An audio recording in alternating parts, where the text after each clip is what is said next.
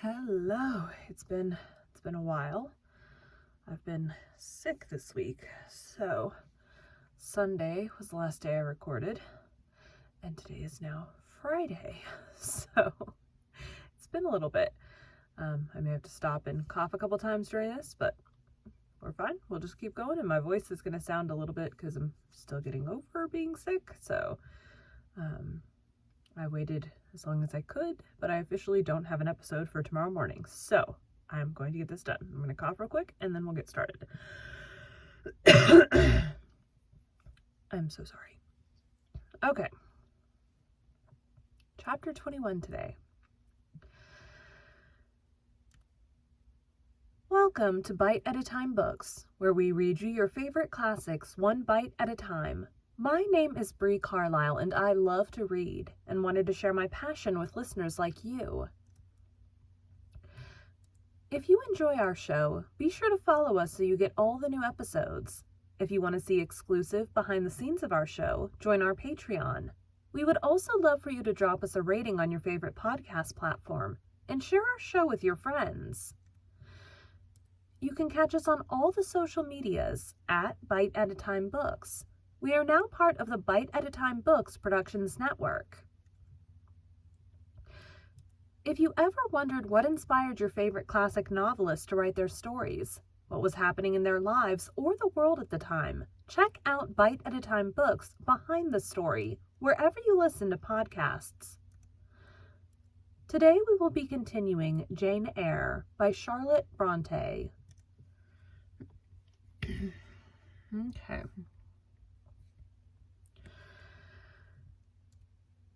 Chapter 21. Presentiments are strange things, and so are sympathies, and so are signs, and the three combined make one mystery to which humanity has not yet found the key. I never laughed at presentiments in my life because I have had strange ones of my own. Sympathies, I believe, exist, for instance, between far distant, long absent, wholly estranged relatives asserting, notwithstanding their alienation, the unity of the source to which each traces his origin, whose workings baffle mortal comprehension. And signs, for aught we know, may be but the sympathies of nature with man. When I was a little girl, only 6 years old, I one night heard Bessie Leaven say to Martha Abbott that she had been dreaming about a little child, and that to dream of children was a sure sign of trouble, either to one's self or one's kin. The saying might have worn out of my memory, had not a circumstance immediately followed which served indelibly to fix it there. The next day Bessie was sent for home to the deathbed of her little sister. Of late, I had often recalled this saying and this incident, for during the past week scarcely a night had gone over my couch that had not brought with it a dream of an infant, which I sometimes hushed in my arms, sometimes dandled on my knee, sometimes watched playing with daisies on a lawn, or again dabbling its hands in running water. It was a wailing child this night, and a laughing one the next. Now it nestled close to me, and now it ran from me. But whatever mood the apparition evinced, whatever aspect it wore, it failed not for 7 successive nights to meet me the moment I entered the land of slumber. I did not like this iteration of one idea, this strange recurrence of one image, and I grew nervous as bedtime approached and the hour of the vision drew near. It was from companionship with this baby phantom I had been roused on that moonlit night when I heard the cry, and it was on the afternoon of the day that followed.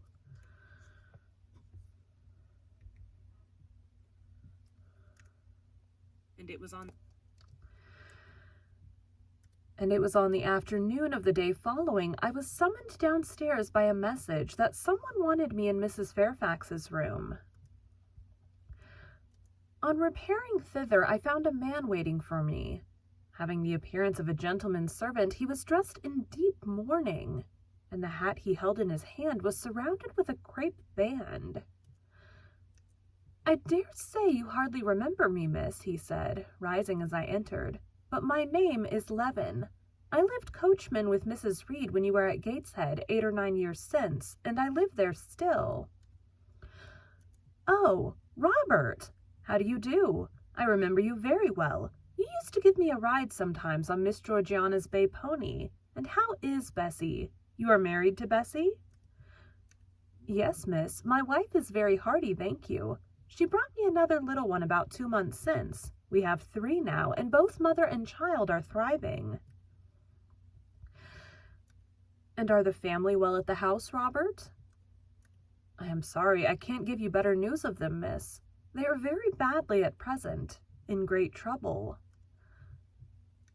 "I hope no one is dead," I said, glancing at his black dress. He, too, looked down at the crape round his hat and replied, Mr. John died yesterday was a week at his chambers in London." "Mr. John?" "Yes. And how does his mother bear it?" "Why, you see, Miss Eyre, it is not common mishap. His life has been very wild these last... bleh. His mother bear it?" "Why, you see, Miss Eyre, it is not common mishap. His life has been very wild these last 3 years. He gave him... Why, you see, Miss Eyre, it is not common mishap. His life has been very wild. These last 3 years he gave himself up to strange ways, and his death was shocking. I heard from Bessie he was not doing well."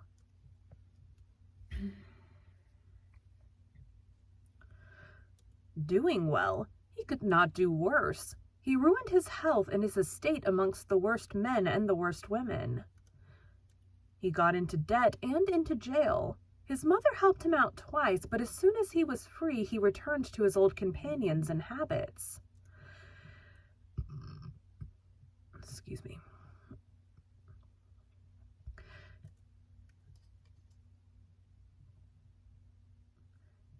"His head was not strong. The knaves he lived amongst fooled him beyond anything I ever heard. He came down to Gateshead about 3 weeks ago and wanted Mrs. to give up all to him. Mrs. refused. Her means have long been much reduced by his extravagance, so he went back again, and the next news was that he was dead. How he died, God knows. They say he killed himself." I was silent. The tidings were frightful. Robert Levin resumed. "Mrs. has been out of health herself for some time. She had got very stout, but was not strong with it, and the loss of money and fear of poverty were quite breaking her down. The information about Mr. John's death and the manner of it came too suddenly. It brought on a stroke. She was 3 days without speaking, but last Tuesday she seemed rather better. She appeared as if she wanted to say something, and kept making signs to my wife and mumbling. It was only yesterday morning, however, that Bessie understood she was pronouncing your name, and at last she made out the words, 'Bring Jane. Fetch Jane Eyre. I want to speak to her.' Bessie is not sure whether she is in her right mind or means anything by the words, but she told Miss Reed and Miss Georgiana and advised them to send for you.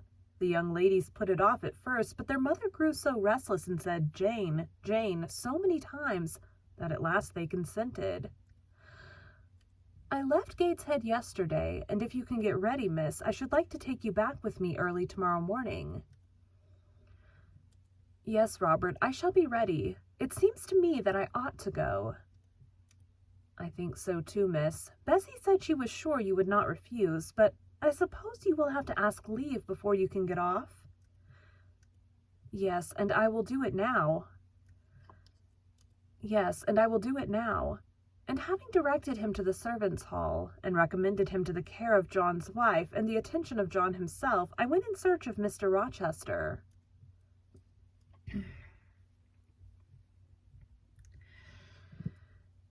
He was not in any of the lower rooms.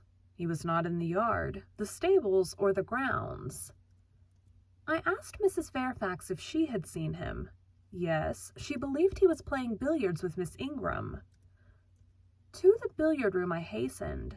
The click of balls and the hum of voices resounded thence. Mr. Rochester, Miss Ingram, the two Misses Eshton and their admirers were all busied in the game. It required some courage to disturb so interesting a party. My errand, however, was one I could not defer, so I approached the master where he stood at Miss Ingram's side. She turned as I drew near and looked at me haughtily. Her eyes seemed to demand, "What can the creeping creature want now?" And when I said in a low voice, "Mr. Rochester," she made a movement as if tempted to order me away. I remember her appearance at the moment. It was very graceful and very striking. She wore a morning robe of sky-blue crepe, a gauzy azure scarf, and twisted in her hair.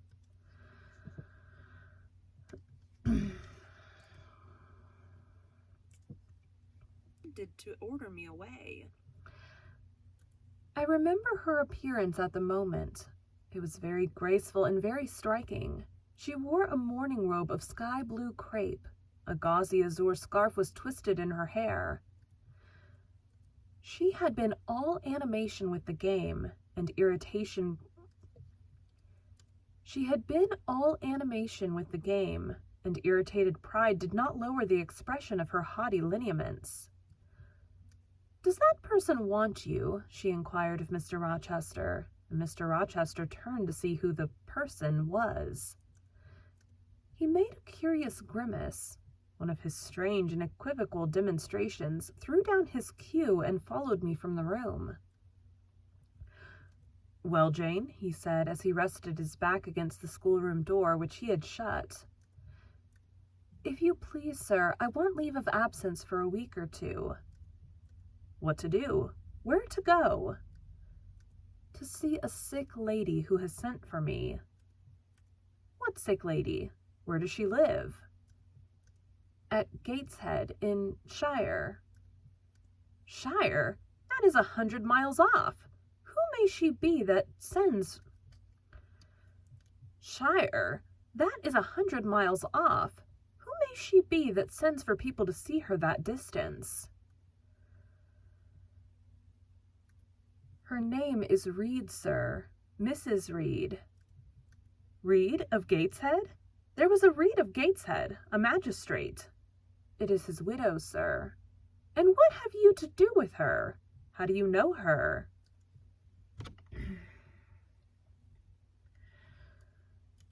"Mr. Reed was my uncle, my mother's brother."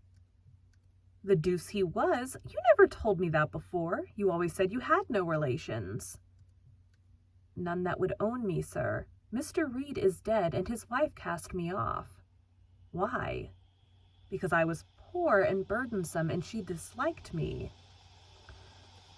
"But Reed left children. You must have cousins. Sir George Lynn was talking of a Reed of Gateshead yesterday, who, he said, was one of the veriest rascals on town, and Ingram was mentioning a Georgiana Reed of the same place, who was much admired for her beauty a season or two ago in London." "John Reed is dead too, sir. He ruined himself and half-ruined his family, and is supposed to have committed suicide. The news so shocked his mother that it brought on an apoplectic... Accidentally just licked the mic. "Season or two ago in London." "John Reed is dead too, sir. He ruined himself and half-ruined his family, and is supposed to have committed suicide. The news so shocked his mother that it brought on an apoplectic attack." "And what good can you do her?" "Nonsense, Jane. I would never think of running 100 miles to see an old lady who will, perhaps, be dead before you reach her. Besides, you say she cast you off." "Yes, sir, but that is long ago, and when her circumstances were very different. I could not be easy to neglect her wishes now." "How long will you stay?" "As short a time as possible, sir." "Promise me only to stay a week."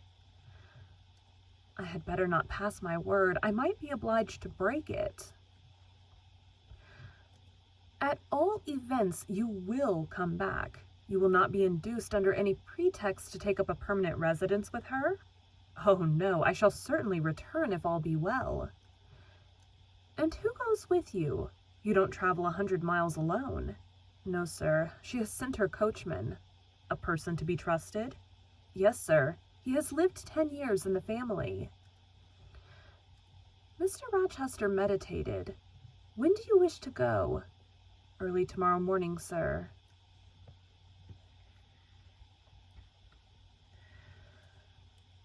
Well, you must have some money. You can't travel without money, and I dare say you have not much.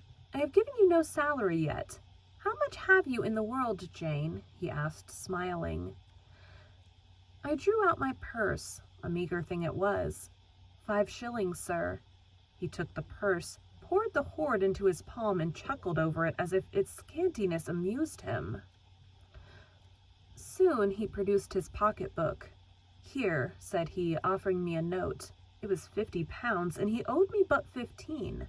I told him I had no change. I don't want change, you know that. Take your wages. I declined accepting more than was my due. He scowled at first. Then, as if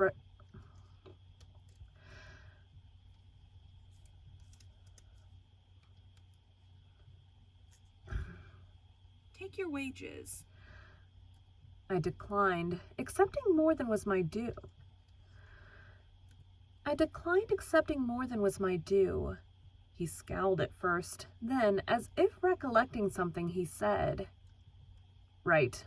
Better not give you all now. You would, perhaps, stay away 3 months if you had £50. There are 10. It is not plenty? No, that's not right. Right. Better not give you all now. You would, perhaps, stay away 3 months if you had £50. There are 10. Is it not? Dang it. Right. Better not give you all now. You would perhaps stay away 3 months if you had £50. There are 10. Is it not plenty? Yes, sir, but now you owe me 5. Come back for it then. Yes, sir, but now you owe me 5. Come back for it then. I am your banker for £40. Mr. Rochester, I may as well mention another matter of business to you while I have the opportunity. Matter of business? I am curious to hear it. You have as good as informed me, sir, that you are going shortly to be married. Yes, what then? In that case, sir, Adele ought to go to school. I am sure you will perceive the necessity of it. To get her out of my bride's way, who might otherwise walk over her rather too emphatically? There's sense in the suggestion, not a doubt of it. Adele, as you say, must go to school, and you, of course, must march straight to the devil. I hope not, sir, but I must seek another situation somewhere. Excuse me. In course, he exclaimed with a twang of voice and a distortion of features equally fantastic and ludicrous. He looked at me some minutes. And old Madam Reed, or the Misses, her daughters, will be solicited by you to seek a place, I suppose?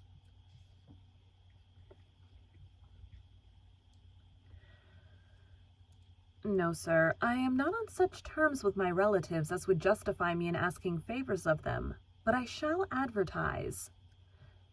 You shall walk up the pyramids of Egypt, he growled. At your peril you advertise. I wish I had only offered you a sovereign instead of £10. Give me back £9, Jane. I've a use for it. And so have I, sir, I returned, putting my hands and my purse behind me. I could not spare the money on any account. Little niggard, said he, refusing me a... What? Pecuniary? Little niggard, said he, refusing me a pecuniary request. Give me £5, Jane. Not 5 shillings, sir, nor 5 pence. Just let me look at the cash. No, sir, you are not to be trusted. Jane! Sir, promise me one thing. I'll promise you anything, sir, that I think I am likely to perform. Not to advertise, and to trust this quest of a situation to me. I'll find you one in time. I shall be glad to do so, sir. I shall be glad to do... Oh my gosh. I shall be so to do... I shall be glad so to do. I shall be glad so to do, sir, if you, in your turn, will promise that I and Adele shall be both safe out of the house before your bride enters it. Very well, very well. I'll pledge my word on it. You go tomorrow, then. Yes, sir, early. Shall you come down to the drawing room after dinner? No, sir, I must prepare for the journey. Then you and I must bid goodbye for a little while. I suppose so, sir. And how do people perform that ceremony of parting, Jane? Teach me. I'm not quite up to it. They say farewell, or any other form they prefer. Then say it. Farewell, Mr. Rochester, for the present.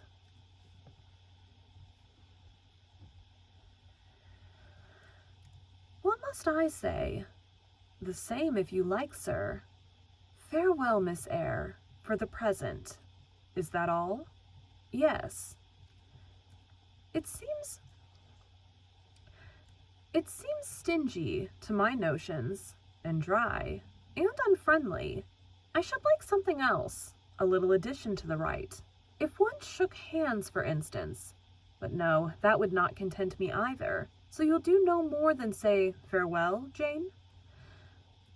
It is enough, sir. As much goodwill may be conveyed in one hearty word as in many. Very likely, but it is blank and cool. Farewell. How long is he going to stand with his back against that door? I asked myself. I want to commence my packing.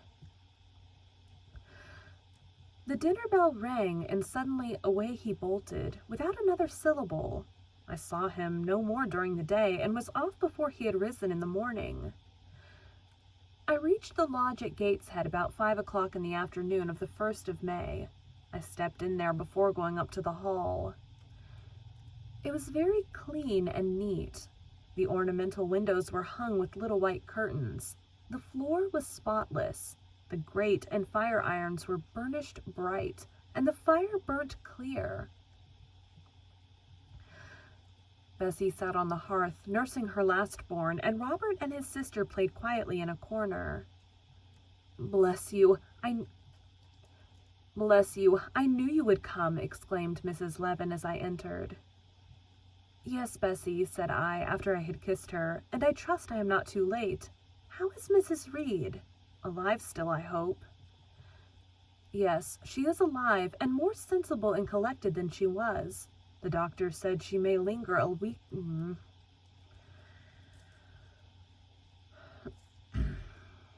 Alive still, I hope. Yes, she is alive, and more sensible and collected than she was. The doctor says she may linger a week or two yet, but he hardly thinks she will finally recover. Has she mentioned me lately?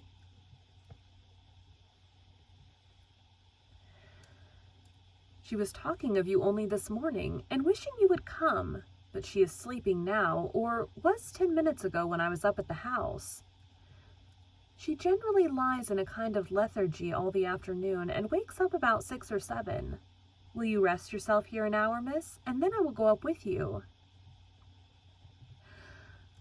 Robert here entered, and Bessie laid her sleeping child in the cradle and went to welcome him. Afterwards she insisted on my taking off my bonnet and having some tea, for she said I looked pale and tired. I was glad to accept her hospitality, and I submitted to be relieved of my traveling garb just as passively as I used to let her undress me when a child. Old times crowded fast back on me as I watched her bustling about, setting out the tea tray with her best china, cutting bread and butter, toasting a tea cake, and, between whiles, giving little Robert or Jane an occasional tap or push, just as she used to give me in former days. Bessie had retained her quick temper as well as her light foot and good looks. tea ready, I was going to approach the table, but she desired me to sit still, quite in her old peremptory tones.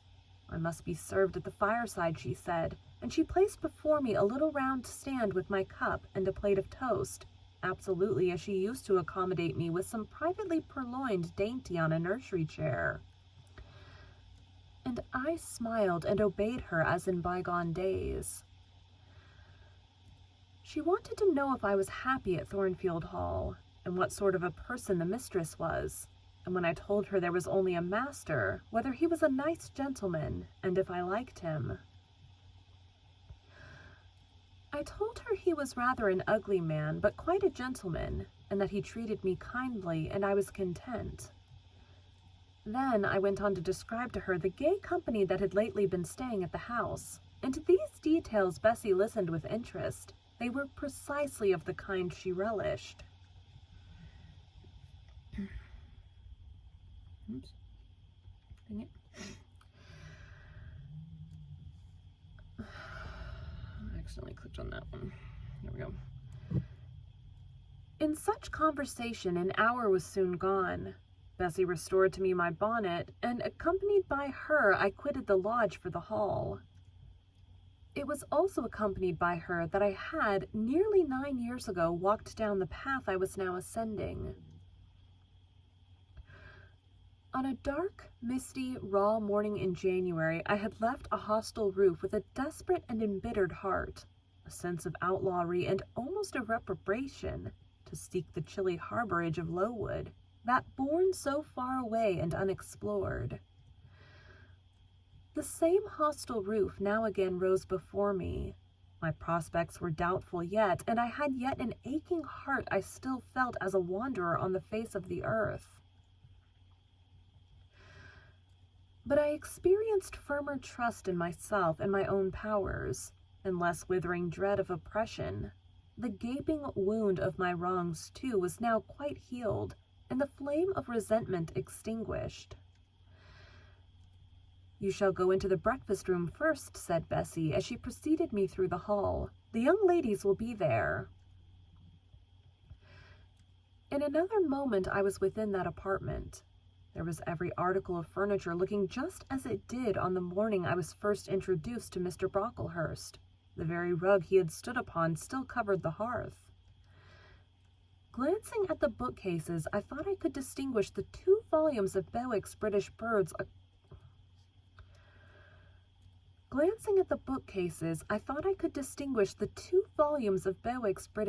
occupying their old place on the 3rd shelf, and Gulliver's Travels and the Arabian Nights ranged just above.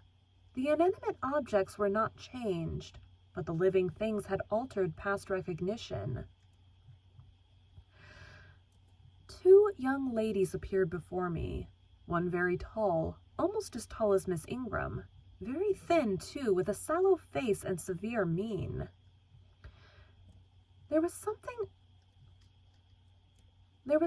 ascetic in her look, which was augmented by the extreme plainness of a straight-skirted black stuff dress, a starched linen collar, hair combed away from the temples, and the nun-like ornament of a string of ebony beads and a crucifix. This, I felt sure, was Eliza, though I could trace little resemblance to her former self in that elongated and colorless visage.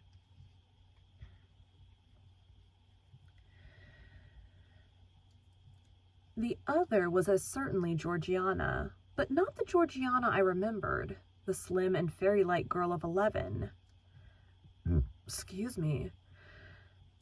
This was a full-blown, very plump damsel, fair as waxwork, with handsome and regular features, languishing blue eyes, and ringleted yellow hair. The hue of her dress was black too, but its fashion was so different from her sister's, so much more flowing and becoming, it looked as stylish as the others looked.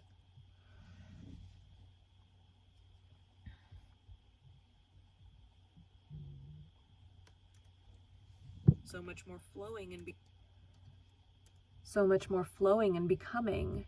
It looked as stylish as the others looked puritanical.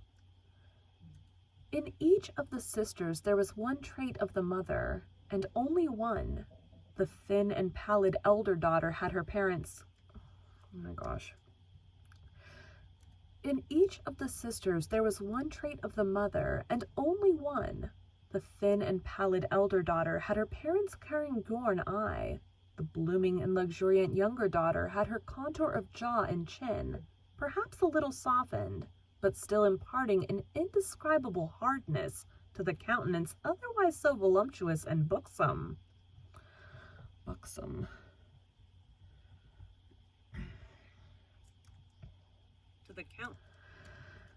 To the countenance otherwise too soon. To the countenance otherwise so voluptuous and buxom. Both ladies, as I advanced, rose to welcome me, and both addressed me by the name of Miss Eyre. Eliza's greeting was delivered in a short, abrupt voice, without a smile, and then she sat down again, fixed her eyes on the fire, and seemed to forget me. Georgiana added to her, "How do you do?" several commonplaces about my journey, the weather, and so on, uttered in a rather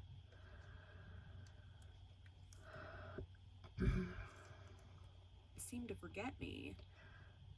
Georgiana added to her, "How do you do?" several commonplaces about my journey, the weather, and so on, uttered in rather a drawling tone, and accompanied by sundry side glances that measured me from head to foot, now traversing the folds of my drab merino pelisse, and now lingering on the plain trimming of my cottage bonnet.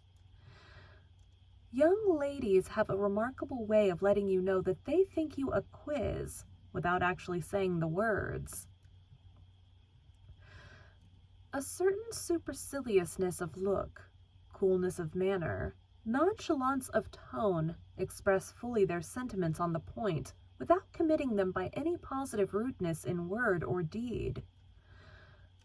A sneer, however, whether covert or open, had now no longer that power over me it once possessed. As I sat between my cousins, I was surprised to find how easy I felt under the total neglect of the one and the semi-sarcastic attentions of the other.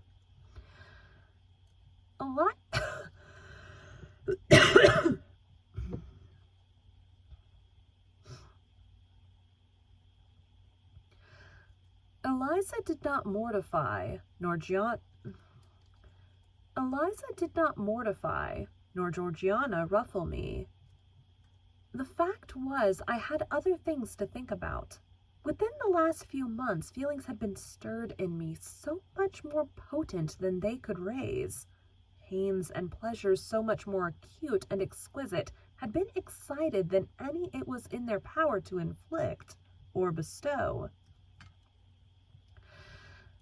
That their airs gave me no concern either for good or bad.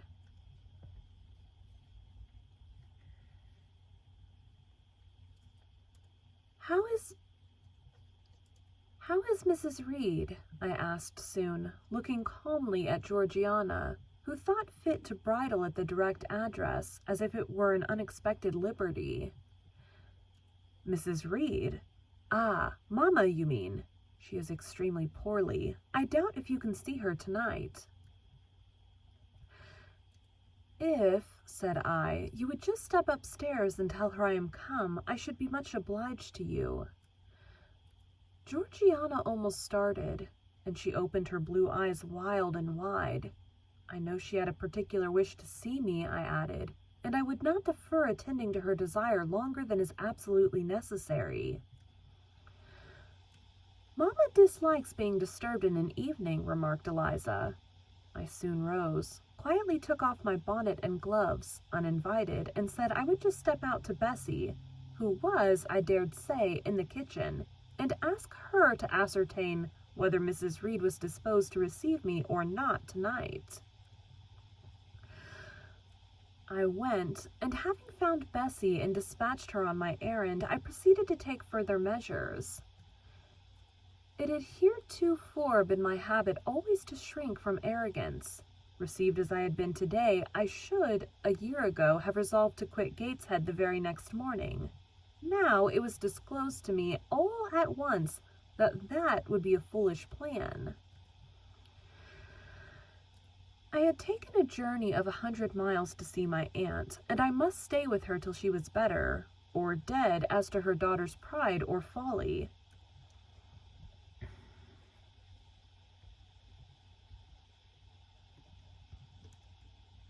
Or dead as to her...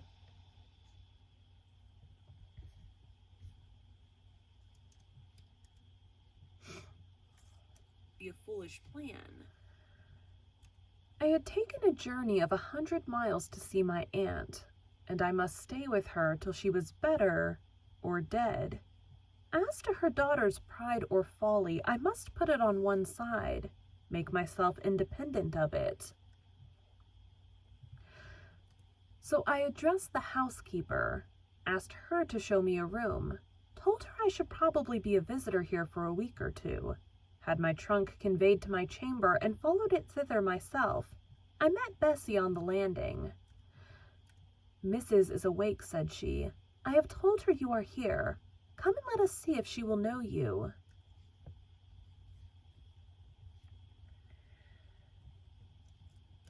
I did not need to be guided to the well-known room, to which I had so often been summoned for chastisement or reprimand in former days.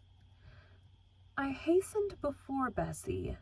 I softly opened the door. A shaded light stood on the table, for it was now getting dark. There was the great four-post bed with amber hangings as of old. There the toilet table, the armchair, and the footstool, at which I had 100 times been sentenced to kneel, to ask pardon for offenses by me uncommitted.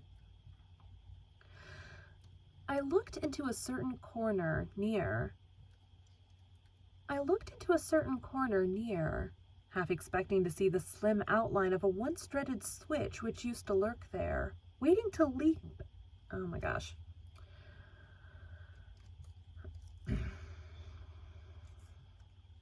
By me uncommitted.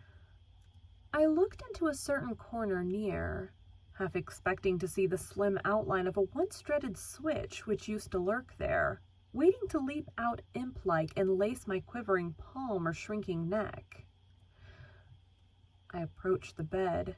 I opened the curtains and leaned over the high-piled pillows. I think that was a long gap. Shrinking neck. I approached the bed. I opened the curtains and leaned over the high-piled pillows. Well did I remember Mrs. Reed's face, and I eagerly sought the familiar image. It is a happy thing that time quells the longings of vengeance and hushes the promptings of rage and aversion. I had left this woman in bitterness and hate, and I came back to her now with no other emotion than a sort of ruth for her great sufferings, and a strong yearning to forget and forgive all injuries, to be reconciled and clasp hands in amity. The well-known face was there, stern, relentless as ever. There was that peculiar eye which nothing could melt, and the somewhat raised, imperious, despotic eyebrow.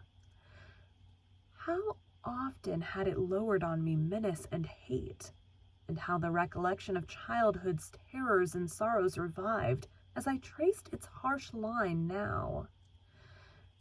And yet I stooped down and kissed her. She looked at me. "Is this Jane Eyre?" she said. "Yes, Aunt Reed. How are you, dear aunt?"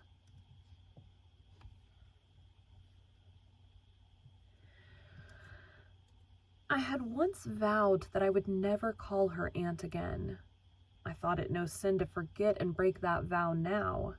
My fingers had fastened on her hand which lay outside the sheet. She had pressed mine kindly. I should at that moment have experienced true pleasure.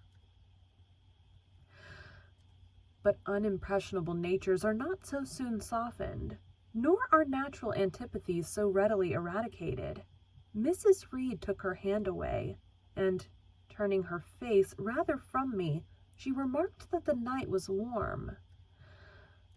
Again, she regarded me so icily, I felt at once that her opinion of me, her feeling towards me, was unchanged and unchangeable. Excuse me.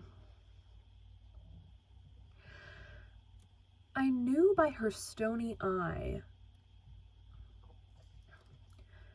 I knew by her stony eye, opaque to tenderness, indissoluble to tears, that she was resolved to consider me bad to the last, because to believe me good.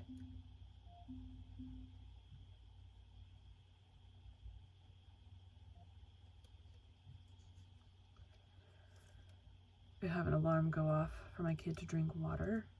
Changed and unchangeable. Because she forgets to drink water, and I've been super busy at work, so we have alarm set, and that's what just went off.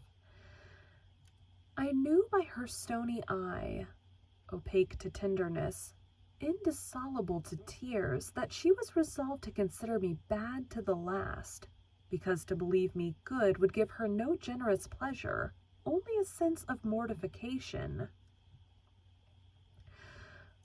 I felt pain, and then I felt ire, and then I felt a determination to subdue her, to be her mistress in spite both of her nature and her will. My tears had risen just as in childhood. I ordered them back to their source. I brought a chair to the bedhead. I sat down and leaned over the pillow. You sent for me, I said, and I am here, and it is my intention to stay till I see how you get on. Oh, of course. You have seen my daughters? Yes. Well, you may tell them I wish you to stay till I can talk some things over with you I have on my mind. Tonight it is too late, and I have a difficulty in recalling them, but there was something I wished to say. Let me see. The wandering look and changed utterance told what wreck had taken place in her once vigorous frame. Turning restlessly, she drew the bedclothes round her. My elbow, resting on a corner of the quilt, fixed it down. She was at once irritated. Sit up, said she. Don't annoy me with holding the clothes fast. Are you Jane Eyre? I am Jane Eyre.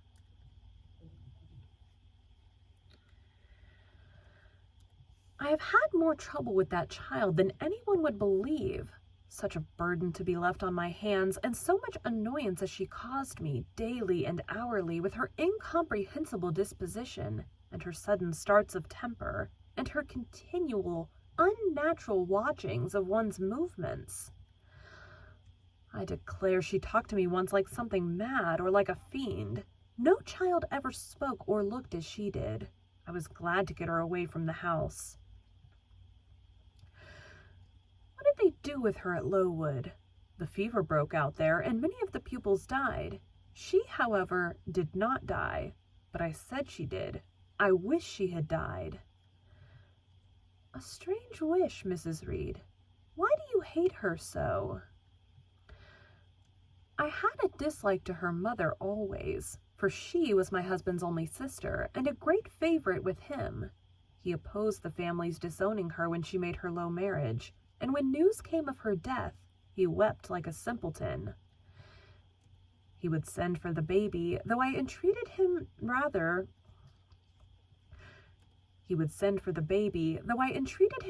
to put it out to nurse and pay for its maintenance. I hated it the first time I set my eyes on it, a sickly, whining, pining thing. It would wail in its cradle all night long, not screaming heartily like any other child, but whimpering and moaning. Reed pitied it, and he used to nurse it and notice it as if it had been his own, more, indeed, than he ever noticed his own at that age. He would try to make my children friendly to the little beggar. The darlings could not bear it, and he was angry with them when they showed their dislike. In his last illness, he had it brought continually to his bedside, and but an hour before he died, he bound me by vow to keep the creature. I would as soon have been charged with a pauper brat out of a workhouse, but he was weak, naturally weak. John does not at all resemble his father, and I am glad of it. John is like me and like my brothers. He is quite a Gibson. Oh, I wish he would cease tormenting me with letters for money. I have no more money to give him. We are getting poor. I must send away half the servants and shut up part of the house, or let it off. I can never submit to do that. Yet, how are we to get on? 2/3 of my income goes in paying the interest of mortgages. John gambles dreadfully and always loses. Poor boy.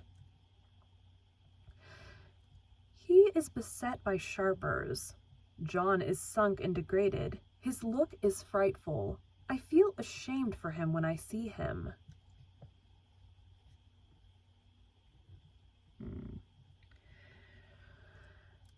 She was getting much excited. I think I had better leave her now, said I to Bessie, who stood on the other... She was getting much excited. I think I had better leave her now, said I to Bessie, who stood on the other side of the bed. Perhaps you had, miss, but she often talks in this way towards night. In the morning she is calmer. I rose. Stop, exclaimed Mrs. Reed. There is another thing I wish to say. He threatens me. He continually threatens me with his own death, or mine, and I dream sometimes that I see him laid out with a great wound in his throat, or with a swollen, blackened face. I am coming to a strange pass. I have heavy troubles. What is to be done? How is the money to be had? Bessie now endeavored to persuade her to take a sedative draught.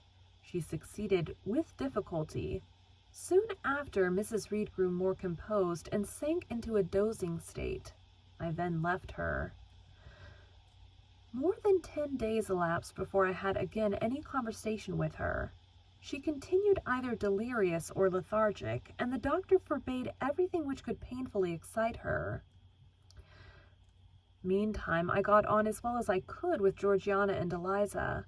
They were very cold indeed at first. Eliza would sit half the day sewing, reading, or writing, and scarcely utter a word, either to me or her sister. Georgiana would chatter nonsense to her canary bird by the hour and take no notice of me, but I was determined not to seem at a loss for occupation or amusement. I had brought my drawing materials with me, and they served me for both. Provided with a case of pencils and some sheets of paper, I used to take a seat apart from them, near the window, and busy myself in sketching fancy vignettes, representing any scene that happened momentarily to shape itself in the ever-shifting kaleidoscope of imagination. A glimpse of sea between two rocks, the rising moon and a ship crossing its disk, a group of reeds and water flags, and a naiad's head crowned with lotus flowers rising out of them, and elf sitting in a hedge sparrow's nest under a wreath of hawthorn bloom.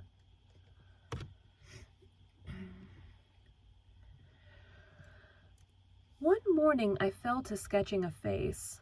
What sort of a face it was to be I did not care or know.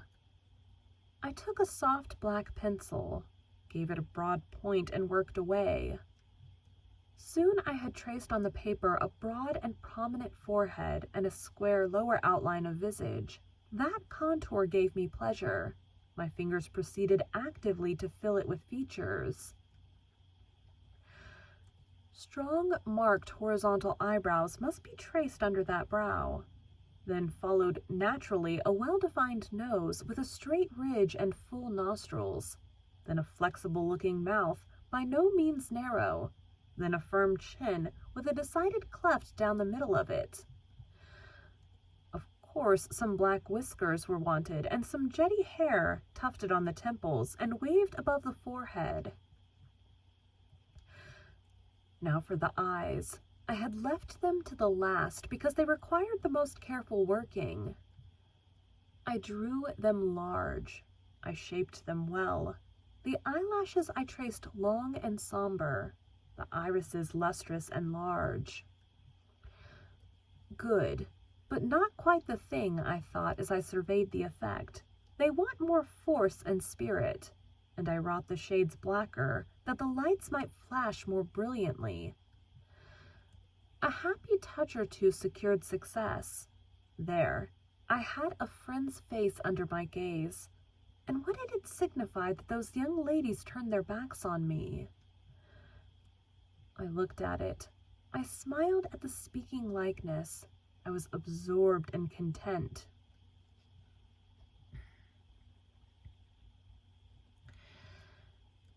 "Is that a portrait of someone you know?" asked Eliza, who had approached me unnoticed. I responded that it was merely a fancy head and hurried it beneath the other sheets. Of course I lied.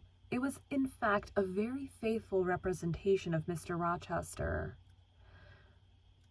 But what was that to her, or to anyone but myself? Georgiana also advanced to look. The other drawings pleased her much, but she called that an ugly man. They both seemed surprised at my skill. I offered to sketch their portraits, and each in turn sat for a pencil outline.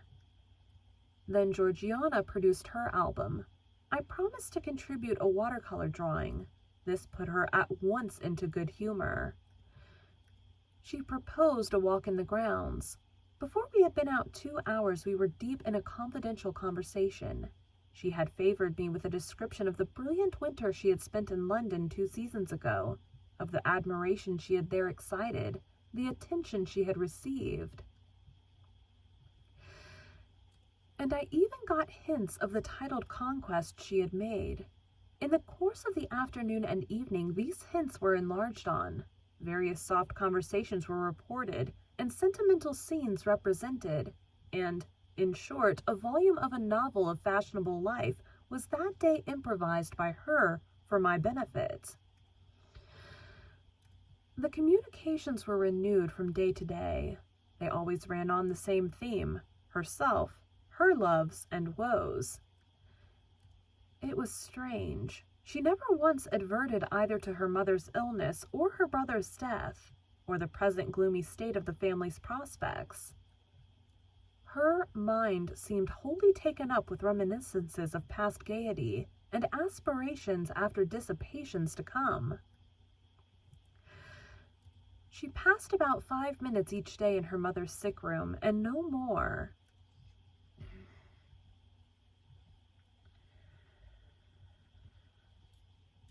Eliza still spoke little. She had evidently no time to talk.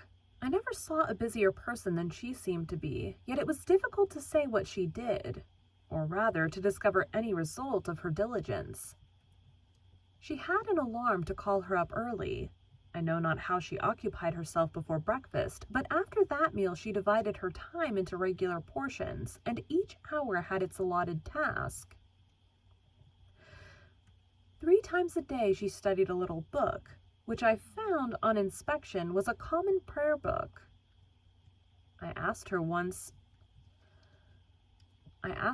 what was the great attraction of that volume, and she said the rubric. 3 hours she gave to stitching with gold thread, the border of a square crimson cloth, almost large enough for a carpet. In answer to my inquiries after the use of this article, she informed me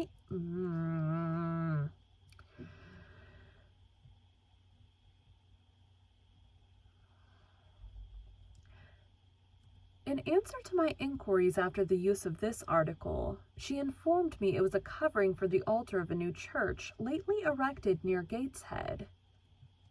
2 hours she devoted to her diary, 2 to working by herself in the kitchen garden, and 1 to the regulation of her accounts. She seemed to want no company, no conversation.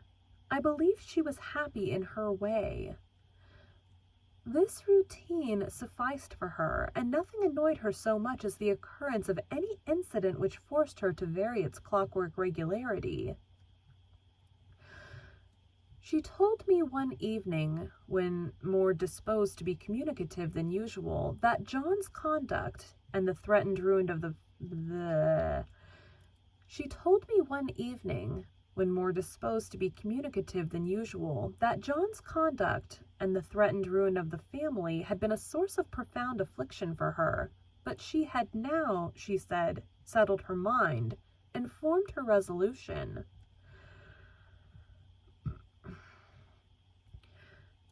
Her own fortune she had taken care to secure, and when her mother died, and it was wholly improbable, she tranquilly remarked that she should either recover or linger long. She would execute a long-cherished project, seek a retirement where punctual habits would be permanently secured from disturbance, and place safe barriers between herself and a frivolous world.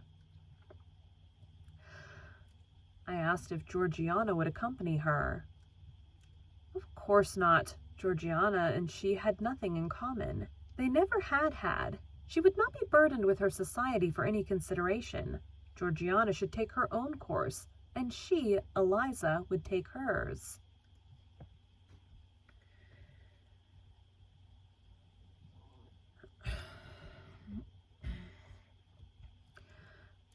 Georgiana, when not unburdening her heart to me, spent most of her time in lying on the sofa, fretting about the dullness of the house and wishing over and over again that her Aunt Gibson would send her an invitation up to town.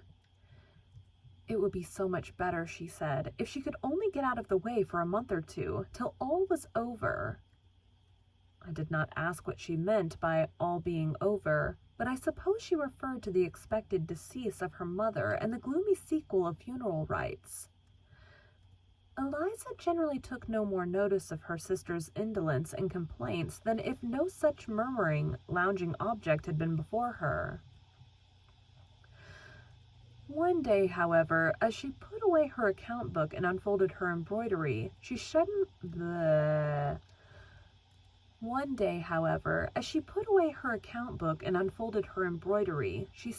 took her up thus. I'm sure this is going to be good. Georgiana, a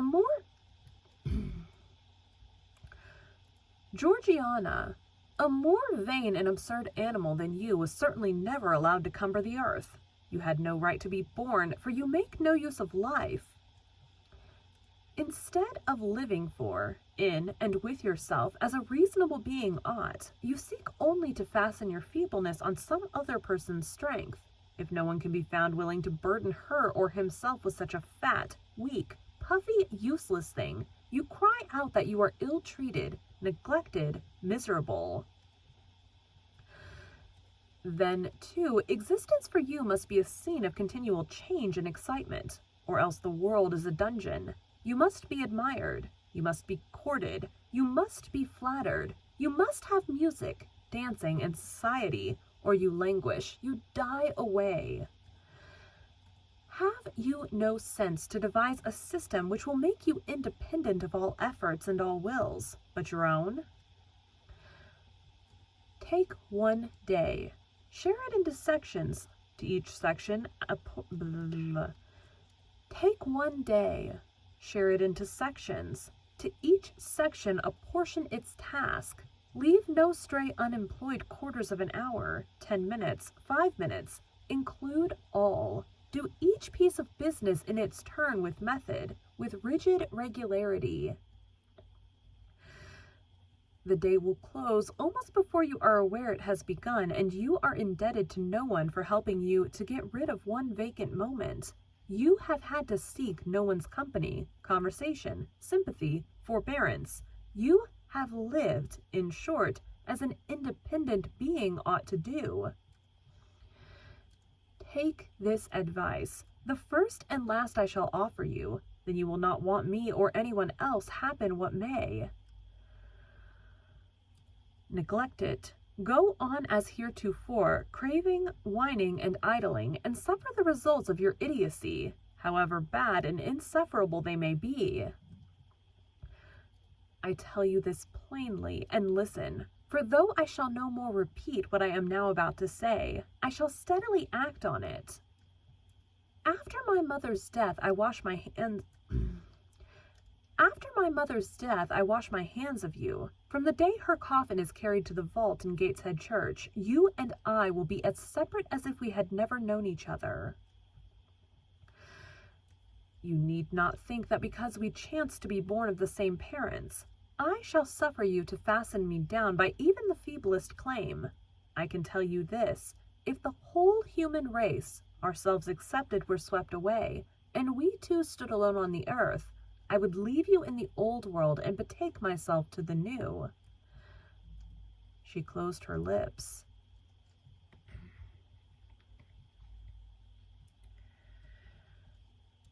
You might have spared yourself the trouble of delivering that tirade, answered Georgiana. Everybody knows you are the most selfish, heartless creature in existence, and I know your spiteful hatred towards me. I have had a specimen of it before in the trick you played me about Lord Edwin Vere. You could not bear me to be raised above you, to have a title, to be received into circles where you dare not show your face, and so you acted the spy and informer, and ruined my prospects forever. And so you acted the spy and informer, and ruined my prospects forever. Georgiana took out her handkerchief and blew her nose for an hour afterwards. Eliza sat cold, impassible, and assiduously industrious. True generous feeling is made small account of by some, but here were two natures rendered, the one intolerably acrid, the other despicably savorless for the want of it.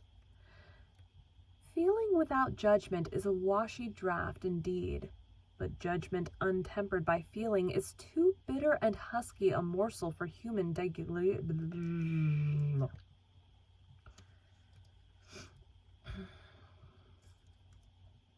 for the want of it.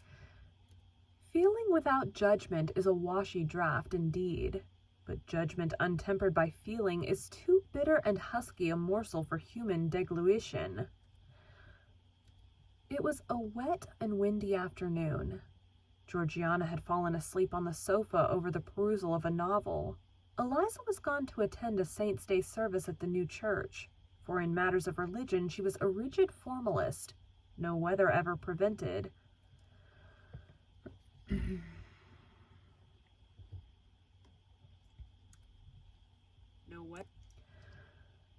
No weather ever prevented the punctual discharge of what she considered her devotional duties, fair or foul.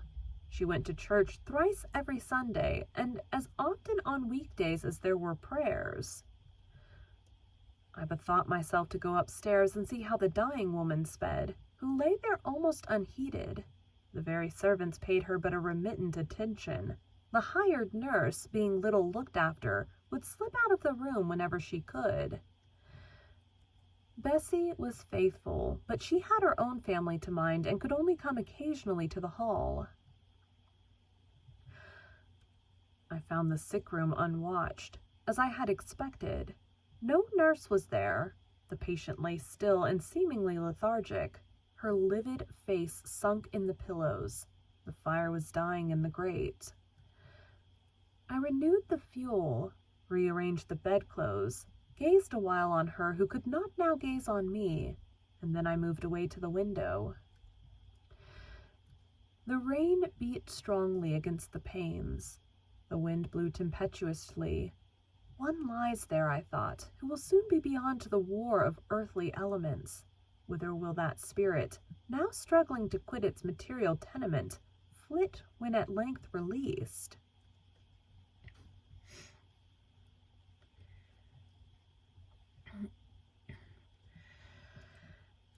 In pondering the great mystery, I thought of Helen Burns, recalled her dying words, her faith, her doctrine of the equality of disembodied souls. I was still listening in thought to her well-remembered tones.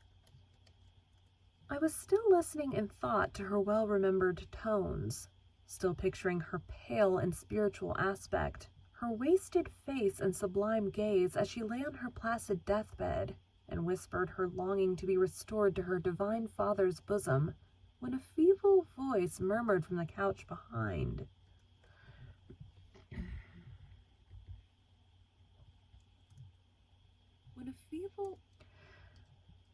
when a feeble voice murmured from the couch behind, "Who is that?" I knew Mrs. Reed had not spoken for days.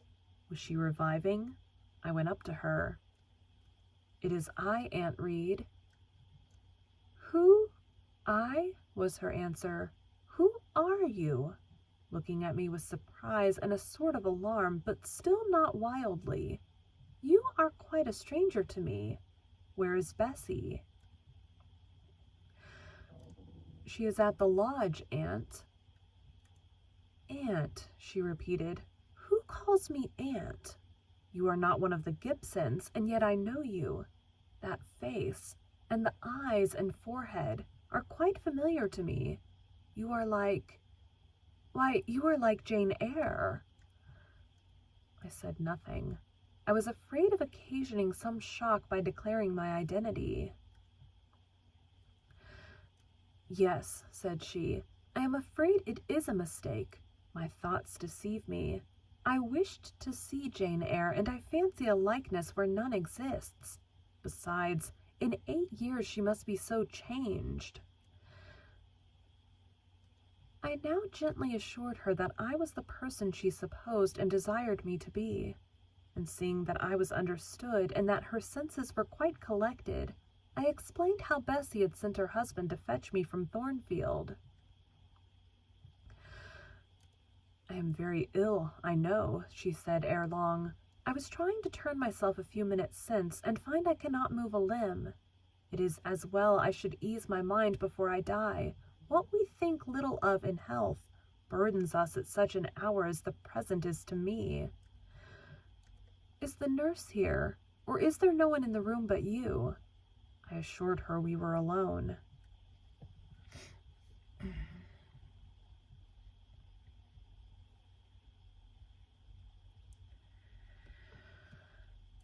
"Well, I have twice done you a wrong which I regret now. One was in breaking the promise which I gave my husband to bring you up as my own child. The other—" She stopped. "After all, it is of no great importance, perhaps," she murmured to herself. "And then I may get better, and to humble myself so to her is painful." She made an effort to alter her position, but failed. Her face changed. She seemed to experience some inward sensation, the precursor, perhaps, of the last pang. "Well, I must get it over. Eternity is before me," I had better tell her. "Go to my dressing case, open it, and take out a letter you will see there." I obeyed her directions. "Read the letter," she said. It was short, and thus conceived. "Madame, will you have the goodness to send me the address of my niece, Jane Eyre, and to tell me how she is?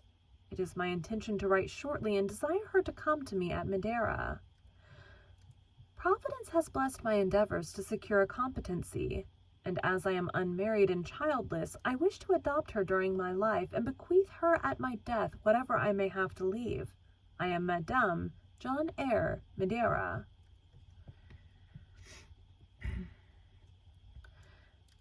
It was dated 3 years back. "Why did I never hear of this?" I asked. "Because I disliked you too fixedly and thoroughly ever to lend a hand in lifting you to prosperity. I could not forget your conduct to me, Jane, the fury with which you once turned on me, the tone in which you declared you abhorred me the worst of anybody in the world, the unchildlike look and voice with which you affirmed that the very thought of me made you sick, and asserted that I had treated you with miserable cruelty. I could not forget my own sensations when you thus started up, and I poured out the venom of your mind. I felt fear as if an animal that I had struck or pushed had looked up at me with human eyes and cursed me in a man's voice. Bring me some water. Oh, make haste." "Dear Mrs. Reed," said I, as I offered her the draught she required, "think no more of all this. Let it pass away from your mind. Forgive me for my passionate language. I was a child then.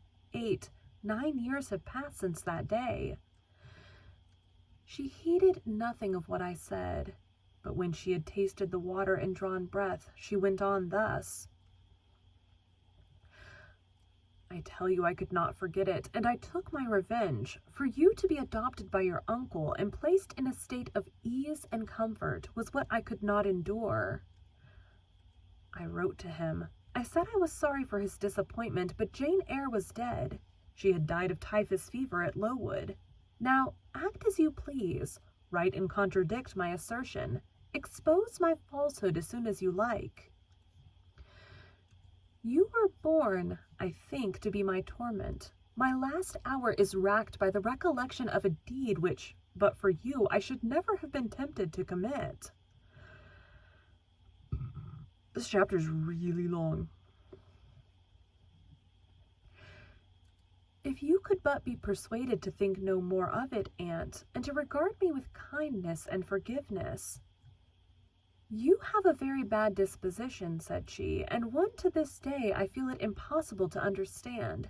How for 9 years you could be patient and quiescent under any treatment, and in the 10th break out all fire and violence, I can never comprehend.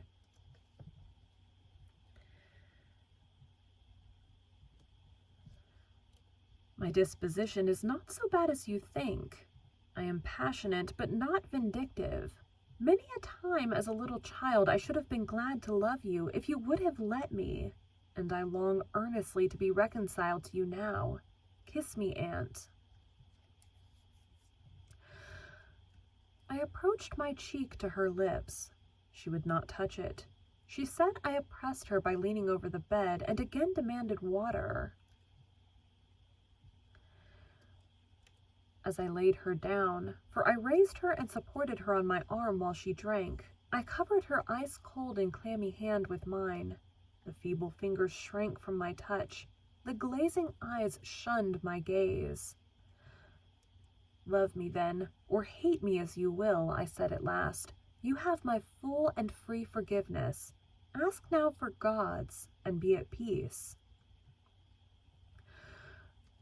Poor suffering woman. It was too late for her to make now the effort to change her habitual frame of mind. Living, she had ever hated me. Dying, she must hate me still. The nurse now entered, and Bessie followed. I yet lingered half an hour longer, hoping to see some sign of amity, but she gave none. She was fast relapsing into stupor, nor did her mind again rally. At 12 o'clock that night, she died. I was not present to close her eyes, nor were either of her daughters. They came to tell us the next morning that all was over. She was by that time laid out. Eliza and I went to look at her. Georgiana, who had burst out loud into weeping.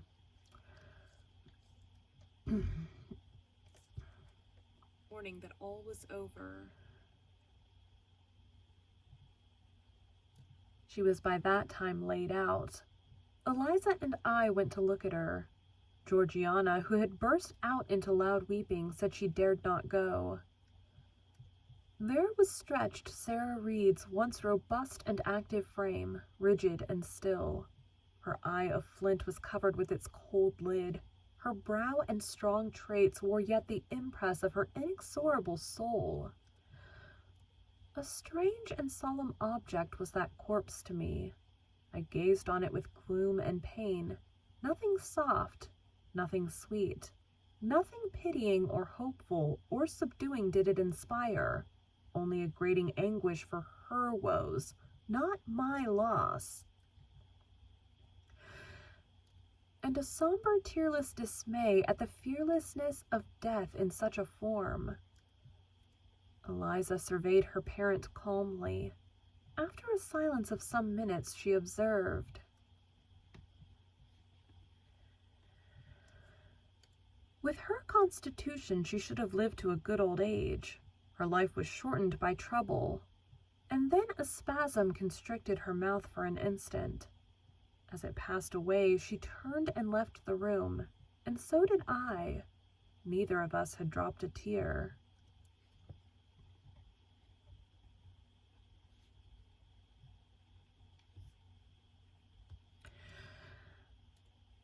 Thank you for joining Bite at a Time Books today, while we read a bite of one of your favorite classics. If you enjoy our show, be sure to follow us so you get all the new episodes. If you want to see exclusive behind the scenes of our show, join our Patreon. We would also love for you to drop us a rating on your favorite podcast platform and share our show with your friends. You can catch us on all the social medias at Bite at a Time Books. Also, be sure to check us on our website, www.biteatatimebooks.com. We are now part of the Bite at a Time Books Productions Network. If you ever wondered what inspired your favorite classic novelists to write their stories, what was happening in their lives or the world at the time, check out Bite at a Time Books Behind the Story, Tuesdays wherever you listen to podcasts. Again, my name is Bree Carlisle, and I hope you come back tomorrow while we take the next bite of Jane Eyre. That was a very long one. I'm wearing my glasses today because I've been sick. My eyes are kind of like sketchy and weird.